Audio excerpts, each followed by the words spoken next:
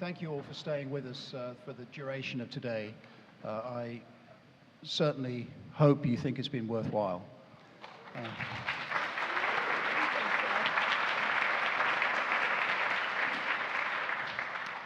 I wanted to just kick it off by asking Philip to tell us briefly how the show came together, but to bring us back to one of the comments I made at the very outset, that this is the first time that Lee Miller and Man Ray, their work has been shown in the depth that it's presented in this present exhibition. So Philip, could you just tell us about the genesis of the project, please? Well, there are different answers I could give you. But the primary answer and my motivation in working on this was the idea that had lodged in my mind that Lee Miller was a muse to Man Ray. And you often hear that written in the press, and you see it sometimes written in scholarly articles and publications. And it never sat well with me. First of all, I don't really like the idea of a muse because it's an inherently misogynist term, it seems to me. We very rarely refer to men as muses. We refer to women in this way. But in particular, in the case of Lee Miller and Man Ray, it struck me that the situation was far, far more complex than her being a foil for Man Ray making great work, which is what is implied in the idea of a muse.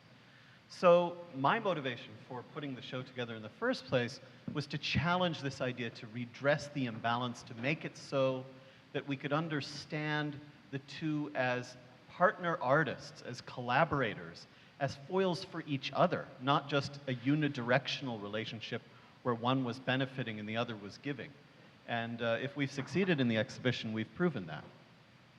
And just to change tack here slightly, Stephen Manford presented us with some extraordinary research. I think we'd all agree upon that. And I'd like to ask you, Tony, as the person who's been carrying, as it were, the legacy of Lee Miller for so many years, I assume you're hearing for the first time today wonderful new revelations. And how does that, I mean, what's the impact of that for you? And how might it change things going forward? Well, it's a mixture of absolute delight and real sadness, because the sadness is that I did not have this information like 25, 30 years ago. that would have been solved me a lot of heartaches. But the absolute delight is this fantastic forensic way that Stephen has been through just about every letter in every archive and every image and every kind of diary and so on that exists. And I'll tell you something else.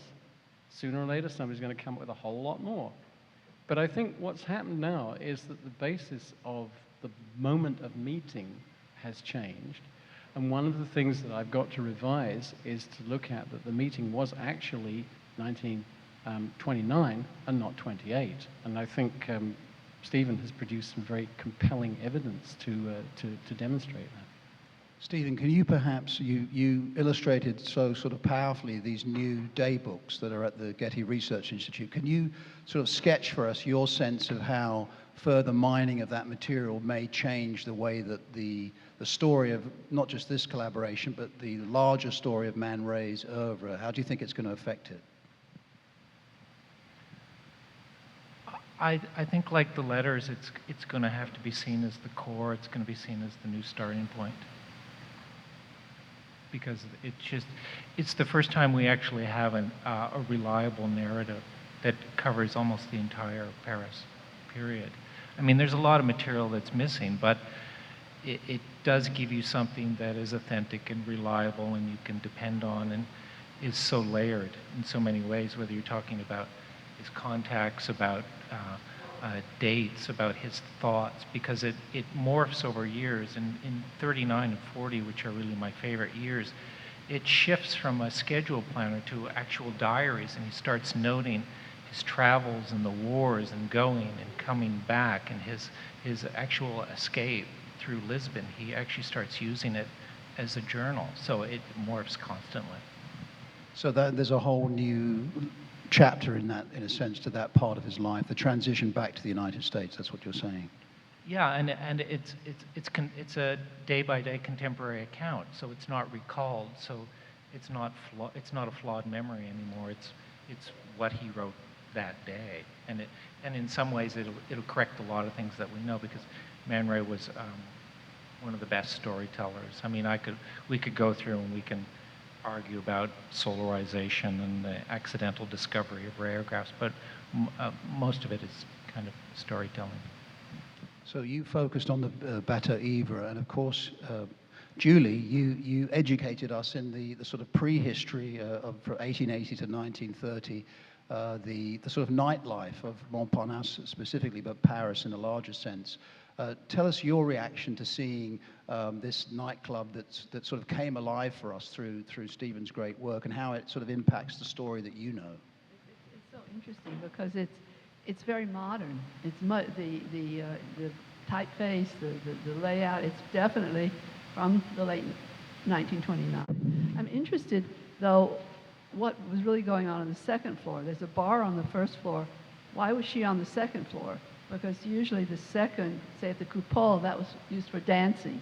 The second was for dancing. So that's where the band was. But it's very interesting that if this was during the day, why would you go up there? So that's another interesting thing about the story. Maybe Man Ray was coming down, although she says he's coming up. So I'm just, that's one question that occurred to me looking at this building. It depends if you want me to destroy the myth that I've kind of created today, because... Sorry. Well, one of the things I've discovered that sometimes the reality is much more interesting than the myth. And actually, it's partly the planners that reveal this. I truly believe that they had an appointment at the Bateau Ivre. It wasn't. It was set up. In fact, there are notations, and I haven't quite figured them out. But there is a date. It is the summer of 1929. But I think there was an appointment. So you're on the warpath to find that. Yeah, I have to go back to LA. Yeah. I want to give folks from the floor, from the audience, a chance to ask questions. We'll come back to the group in a second, but please, madam over here.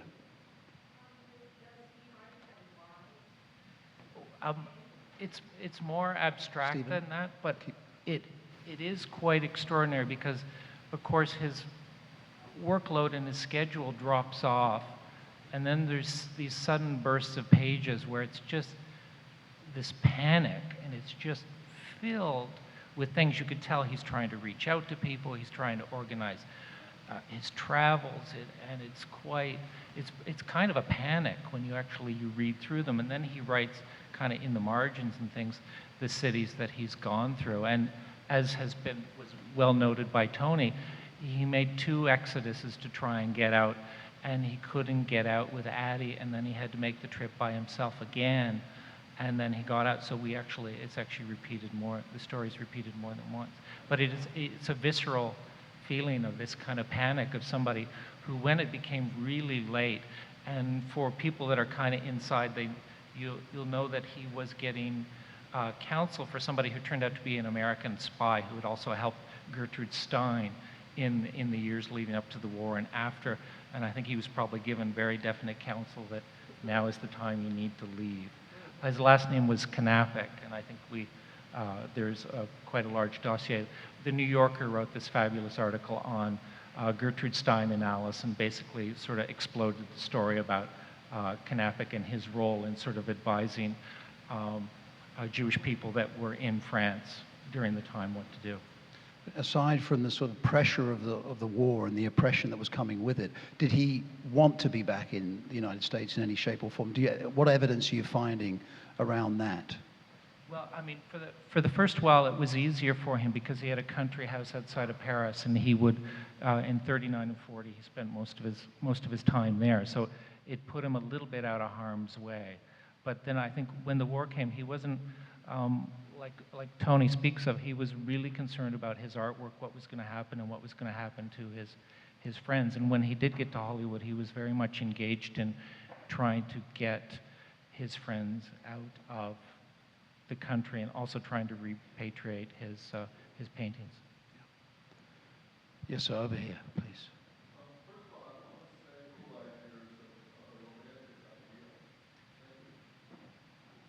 Maybe the second part of that question. Does anybody want to take that? Yeah, Philip. I'm going to try. I think that's a doctoral dissertation waiting to happen.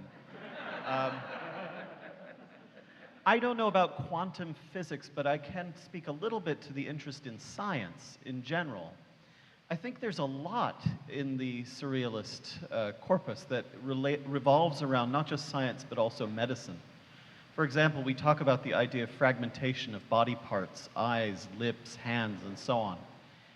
It's no coincidence that that happens after the First World War, when bodies were literally being dismembered. You know, the psychological aspects of surrealism are very much fueled by Freudian and then Jungian psychology, and they're thinking about these things. The fascination with eyes has a lot to do with our growing understanding as a culture of the nature of perception. The eye is a fascinating subject for surrealists because it is the thing that you are perceiving in a painting or in a photograph that could perceive you. So there's that inverted relationship. So I think that one could speak very eloquently about the connections between science and medicine and what the surrealists are up to. In terms of quantum physics and their prophesizing these alternate realities, I think for them it would have been more psychological than real or physical. But I could be proven wrong. I'd love to be proven wrong. It sounds like a really interesting idea. Julie, did you have something to add? Julie? No, No. Okay. Yes, sir, over here.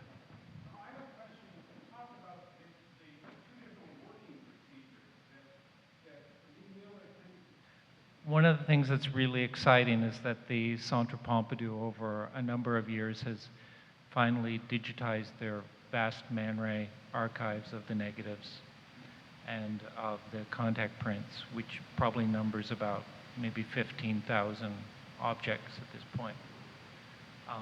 I've spent a lot of time on them, and one of the things that you learn very quickly once you've done your research is that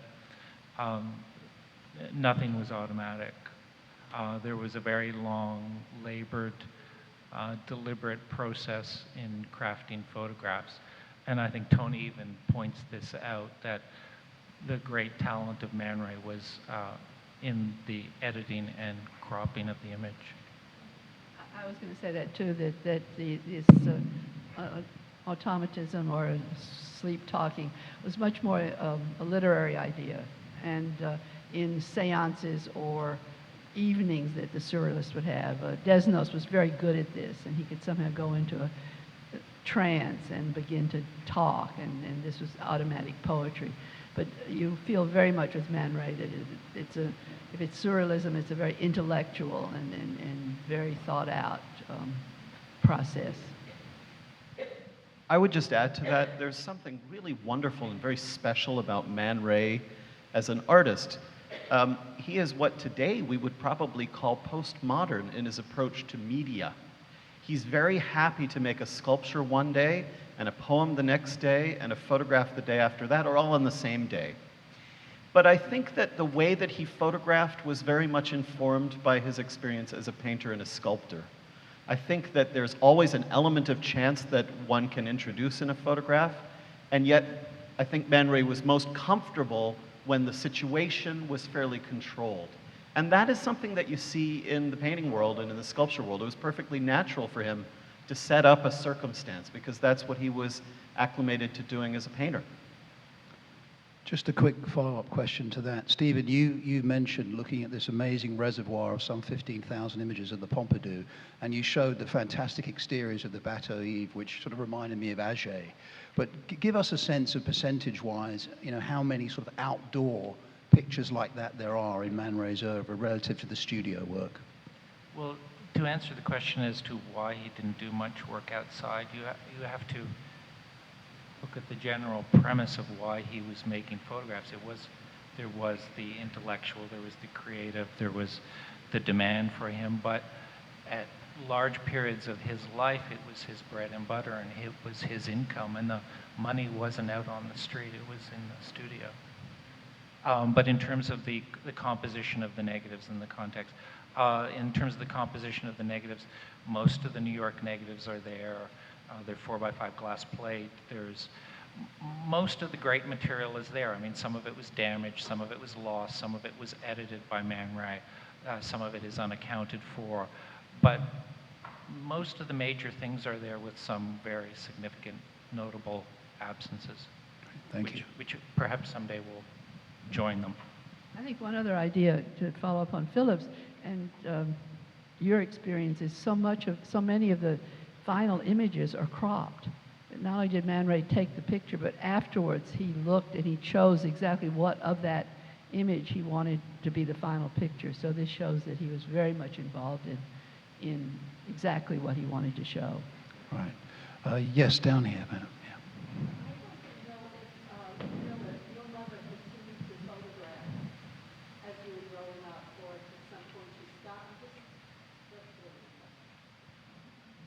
Yes, did Lee Miller continue to photograph? She certainly did. She stopped working for Vogue in about 1953, but she kept her camera with her when they went visiting Picasso and other artists. So we've got this fantastic file of 2,000 shots of Picasso. There's something like, there's probably about 1,000 shots of people like Miro and Max Ernst and Antony Tapier's and others. She was photographing way into the 70s. The last assignment she did was Antony Tapier's in Barcelona in about 1973. That wasn't long before she died. So yeah, she kept on going, but in a non-commercial, quiet sort of way, in support of my dad, who was by that time writing biographies of people like Picasso and Miro and Tapier's and needed photography to help him as an aide-memoire and also as illustrations. Rather wonderfully, she stayed with the Rolleiflex. And in fact, the last assignment she shot of Tapier's was on the Rolleiflex. She did buy herself a rather wonderful Honeywell Pentax, and it was very whizzo because it had a built-in light meter and that kind of stuff. And she liked it, but she didn't, because 35mm negatives never quite gave her the resolution that she wanted.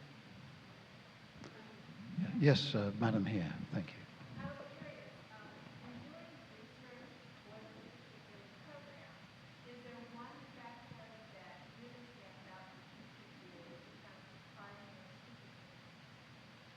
Great question. You've probably heard that. Is there a factoid that our panel here learned today that is very surprising or extra special to them in some shape or form? Well, I have to say that I benefited enormously from all three talks. They were absolutely wonderful. And I've heard Tony speak before, and he came up with all kinds of new things today, which I was really excited by. I kept telling Julian yesterday, it's sort of depressing to be in this position as originating curator for the show, because when we started out a year ago, we thought we had a pretty good handle on this whole thing. And what's happened is pictures that Julian has found have changed our understanding. The research that we've heard today has changed our understanding. I want to do a new book. I think for me, the news that the day books are exist and are at the Getty, because sometimes very explicit information, it may seem completely either, like the name of a song or a date that somebody's coming. It'll round out a story. It'll give a reality to something that you've just heard about. And it won't tell you what the artist is doing or why he's doing it, this kind of thing, but it gives a kind of reality so you won't make mistakes, you won't conjecture something. And it's really exciting that we'll have this much more information about Man Ray and his contacts and his friends and his activities.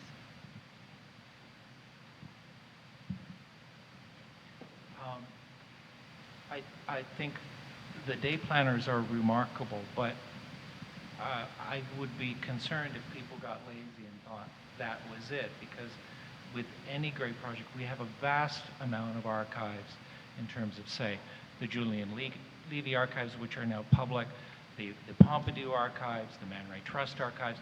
There's a vast amount of material that is available, and the reason we haven't had that research is not just because it hasn't been particularly accessible, because a lot of that material has been accessible. It's just been a little more effort.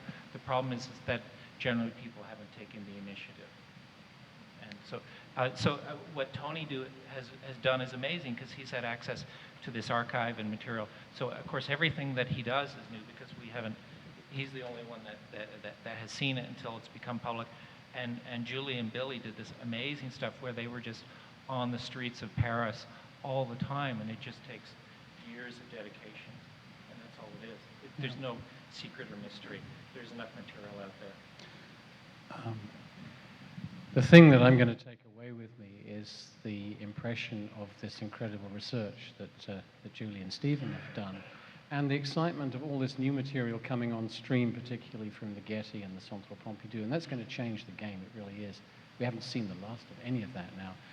But in the preparation, in the run-up, I think the thing which I was so enamored and impressed and really in love with was the way it all plaited together. The involvement of Valentine in it all. You know, I mean, that was something that was a bit of a surprise when I really started to fit it all together. And then also to come here and, you know, also talking to Philip and Julian, and just suddenly the realization, which it actually hadn't hit me until I walked into that gallery, of the connection between the torso, the painted torso with the squiggly bits on it, and the net pattern. Just things like that I've lived with my life, and I didn't make that connection. And what is so valuable here is, yes, I get churning the stuff over, but it's really when I put it out and collaborate with people, that is when the really exciting things happen. And thank you. Yes, down from the front here, please.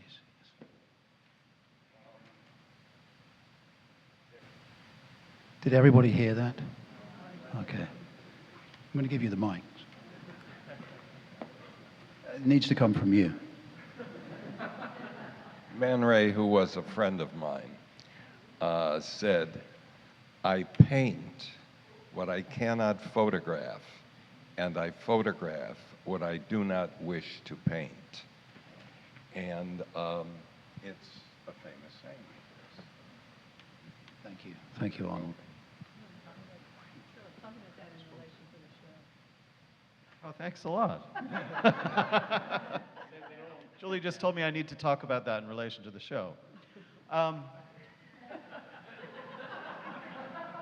That is a wonderful, wonderful quote, and Man Ray was full of wisdom, and as we've heard today, and as I tried to sort of set up this morning, he was a fabulous storyteller. So I gave you the kind of official mythological version of the Bateau Eve, and Steve is starting to tell us the real story of what that was all about.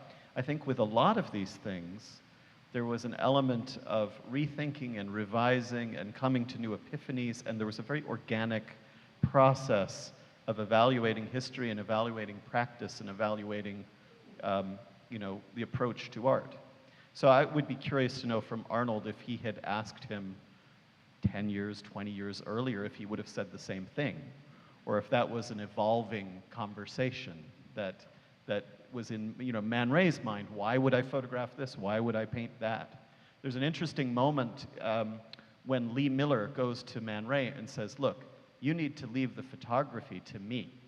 You do the painting, I'll do the photography." Well, Man Ray wasn't prepared to do that, but it does raise a very interesting question about who had what skill set and what was it about photography that was attractive to Man Ray. So I really think you're onto something there, Arnold. It was about Earning a living. That's a very valid thing to do. And frankly, one of the things that I've learned in working on this project is just how much money issues were at tension between Man Ray and Lee Miller. One of the things that Lee Miller was really fed up with after 3 years of living with Man Ray in Paris was living hand to mouth.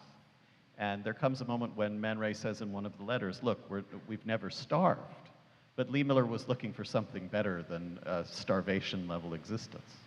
I mean, Tony, you called Man Ray the magic man, and he has this capacity, sort of chameleon-like, to keep reinventing himself and morphing one kind of idea into one, you know, changing from medium to medium. And Lee Miller, I think, to me, in her own way, was constantly shape-shifting during her life, sort of reinventing herself. And it seems to me they had that much in common.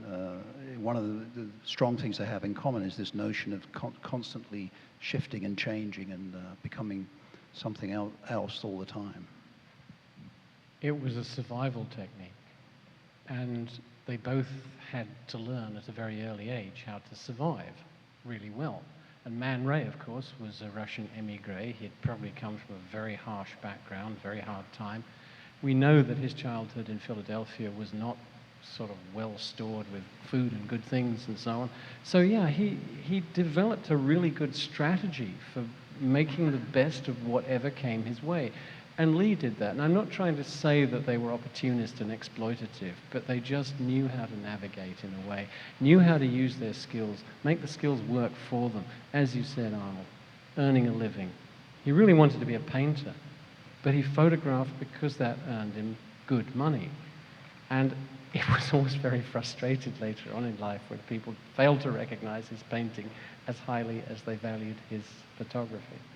And I think that's one of the great things that Philip's done in this exhibition, working with you to bring several of these great paintings from the 1940s into this very specific context and to show us more of Man Ray as a painter, which is a slice of his sort of legacy that's been sort of absent from the museum environment for many years now. So I think it's one of the really valuable things that this exhibition's done. And Lee had this survival technique in the way that she reinvented herself. She started off as a model.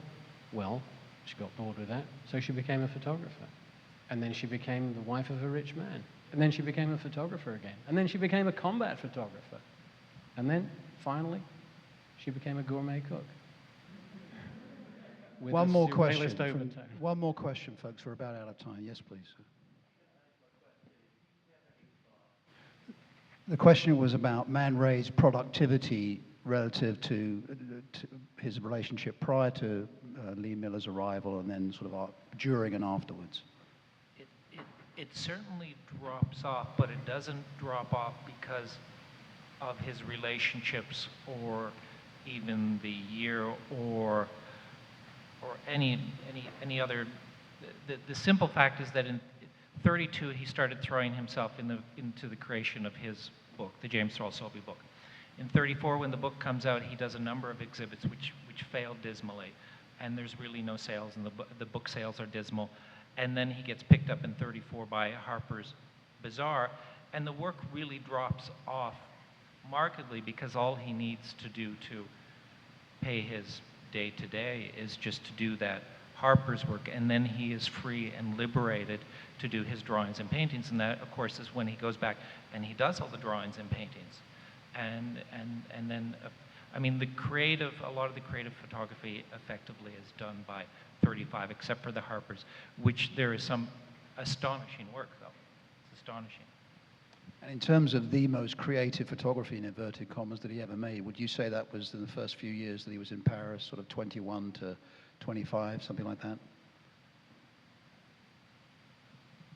No, I mean, because there are a number of iconic masterpiece works that are made at regular intervals. You think 22, we have rayographs, we have Violon Ang, and then in 25, 26, we have Noir et Blanche, and then in 32, we have Glass Tears, and in 29, we have Solarization. So the kind of genius comes at fairly regular intervals. Great, as it should. Maybe just one more here, and then we'll have to wrap it up, folks. Thank you. So just, yes, sir.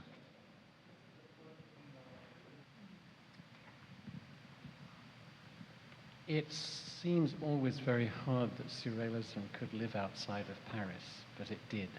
And it lived in all kinds of places. I don't really know enough about the American Surrealists to really understand what the critical differences were. They were mostly Europeans. Yeah, well, they're mostly Europeans. But I do know that it really stemmed from the Armory show and Marcel Duchamp's relationship with Man Ray in the 20s. That's what set him up. That's what got him to move out of America into France, because there just wasn't happening here in the way that he wanted it to be. The excitement was all happening in Paris. Am I right? Okay. Do you want to say something? I was being somewhat facetious, but I think when you think of Surrealism in America, the people that come to mind, of course, are Dali, Tanguy, who came here, and Miro, the people came here driven out of Europe by the war. Now, an American version, then the influence led to abstract expressionism, et cetera. So there's a history of it, but I think that Tony's right not to have to talk about it.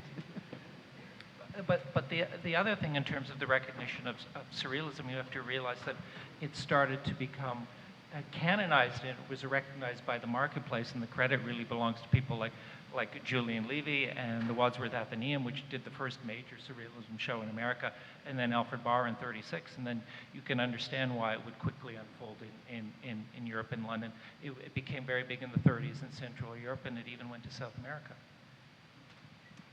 I think on that note, we're going to have to close it because you've been very patient. We're already 3:10. I want to thank you all for spending your Saturday with us. It's been wonderful. I want to thank our 4 panelists, our 4 presenters.